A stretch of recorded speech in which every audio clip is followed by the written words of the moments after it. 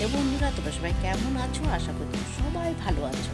তা বন্ধুরা, আজকে দেখো তোমাদের সাথে কি শেয়ার করবো। আজকে তোমাদের সাথে শেয়ার করছি কাচকি মাছের চচ্চড়ি। এটা কিন্তু দারুণ টেস্টি রেসিপি একটা।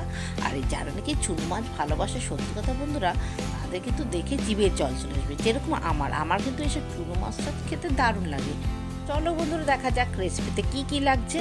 তা রেসিপিটাতে আমাদের লাগছে কাচকি মাছ। এই মাছটাকে ভালো মতন ধুয়ে বেছে নিয়েছি।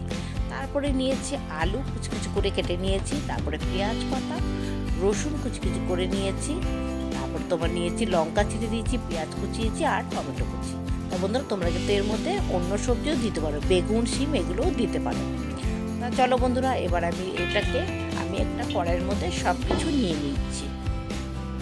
এটা পুরোটাই হাতে মেখে হবে। এই রেসিপিটার নাম কিন্তু হাতে মাখা কাচকি মাছের চচ্চড়ি।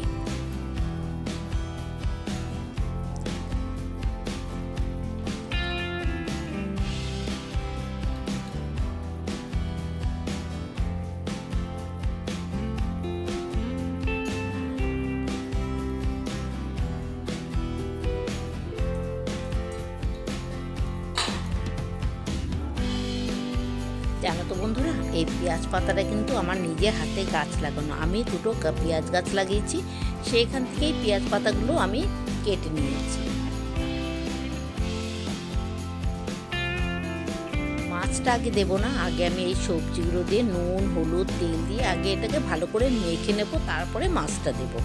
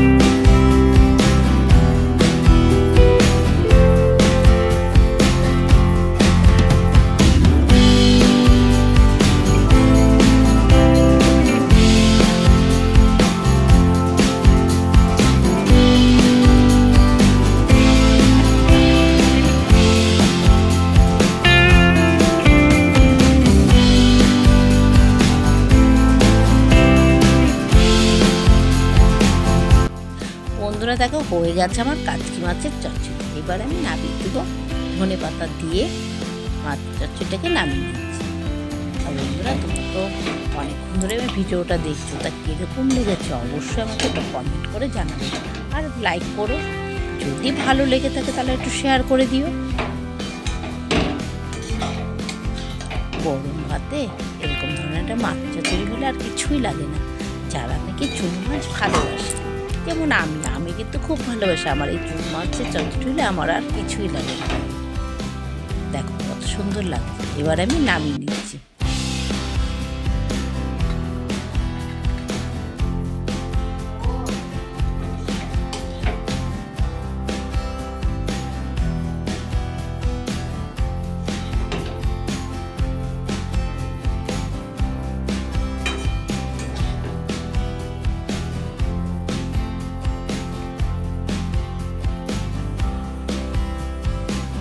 দেখো বন্ধুরা কত সুন্দর লাগছে দেখতে। বন্ধুরা তোমরা তো অনেকক্ষণ ধরে ধৈর্য ধরে আমার ভিডিওটা দেখছো, তার জন্য তোমাদের অসংখ্য ধন্যবাদ।